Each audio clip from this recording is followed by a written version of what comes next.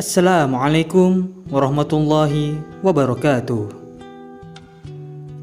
Pada kesempatan kali ini, kita akan membahas dua dosa yang akan tetap mengalir meski sudah meninggal.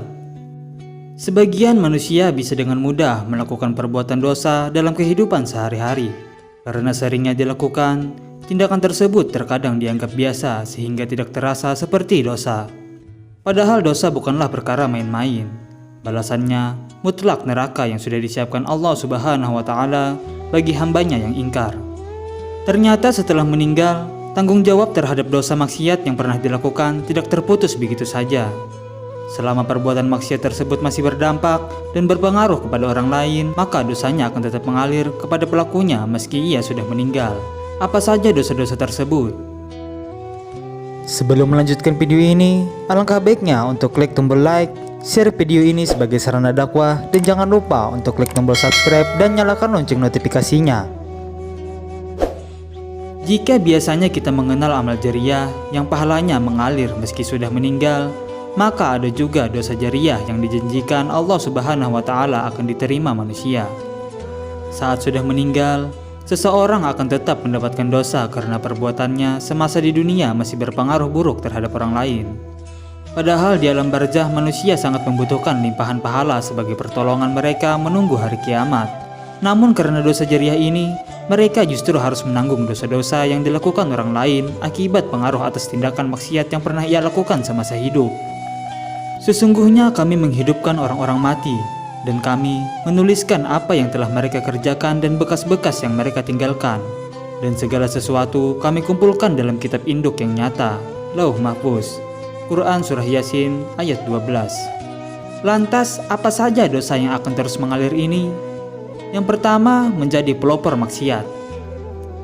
Pelopor merupakan orang yang pertama melakukan suatu tindakan sehingga yang lain turut mengikuti. Pelopor bisa juga disebut memberikan contoh. Pengikutnya bersedia meniru baik dengan paksaan maupun tanpa diminta sama sekali.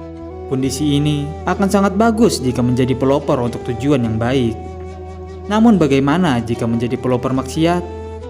Dalam hadis dari Jarir bin Abdullah radhiyallahu anhu, Rasulullah shallallahu alaihi wasallam bersabda, "Siapa yang mempelopori suatu kebiasaan yang buruk dalam Islam, maka dia mendapatkan dosa keburukan itu, dan dosa setiap orang yang melakukan keburukan itu karena ulahnya, tanpa dikurangi sedikit pun dosa mereka." Hadis riwayat Muslim. Orang yang menjadi pelopor ini sama sekali tidak mengajak orang di lingkungannya untuk berbuat maksiat serupa. Ia juga tidak memberikan motivasi kepada orang lain untuk mengikutinya. Namun karena perbuatannya ini, ia berhasil menginspirasi orang lain melakukan maksiat serupa. Contoh pelopor yang mudah dimengerti, misalnya ada seorang perempuan yang seharusnya memakai pakaian yang tertutup, tetapi ia dengan sengaja memakai celana yang pendek dan diperlihatkan di depan umum hanya untuk style semata.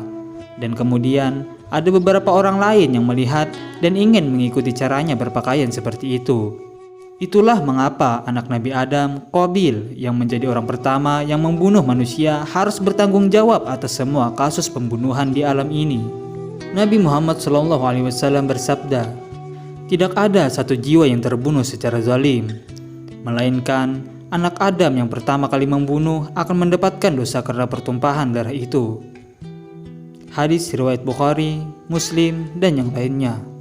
Yang kedua, mengajak orang lain melakukan kesesatan dan maksiat. Berbeda dengan pelopor yang hanya menginspirasi orang lain, orang yang satu ini dengan nyata mengajak orang lain untuk melakukan kesesatan dan tindakan maksiat. Merekalah merupakan juru dakwah kesesatan atau mereka yang mempropagandakan kemaksiatan. Dalam Al-Quran, Allah Subhanahu wa Ta'ala menceritakan bagaimana orang kafir kelak akan menerima dosa dari kekufurannya. Belum lagi dengan dosa-dosa orang-orang yang juga mereka sesatkan.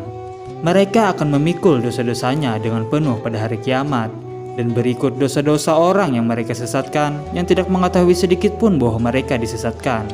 Quran Surah An-Nahl ayat 25. Ayat ini memiliki makna yang sama dengan hadis dari Abu Hurairah radhiyallahu an. Rasulullah shallallahu alaihi wasallam bersabda, "Siapa yang mengajak kepada kesesatan, dia mendapatkan dosa seperti dosa orang yang mengikutinya, tidak dikurangi sedikit pun." Hadis riwayat Ahmad, Muslim, dan yang lainnya. Contoh mudah terkait hadis ini adalah orang-orang yang menjadi propaganda kesesatan. Mereka menyebarkan pemikiran-pemikiran yang menyimpang, mengajak masyarakat untuk berbuat kesyirikan. Merekalah para pemilik dosa jeria. Lantas bagaimana dosa mereka? Selama masih ada manusia yang mengikuti apa yang mereka serukan, maka selama itu pula orang ini turut mendapatkan limpahan dosa, sekalipun dia sudah dikubur tanah. Termasuk juga mereka yang mengiklankan maksiat, memotivasi orang lain untuk berbuat dosa, sekalipun dia sendiri tidak melakukannya, namun dia tetap mendapatkan dosa dari setiap orang yang mengikutinya. Lantas bagaimana agar terlepas dari dosa jariah? Bertobatlah dengan sebenar-benarnya taubat, dan meminta pendapat kepada para habaib, ulama, dan juga guru-guru kita. Karena Allah Subhanahu wa Ta'ala adalah Zat yang Maha Pengampun dan bijaksana.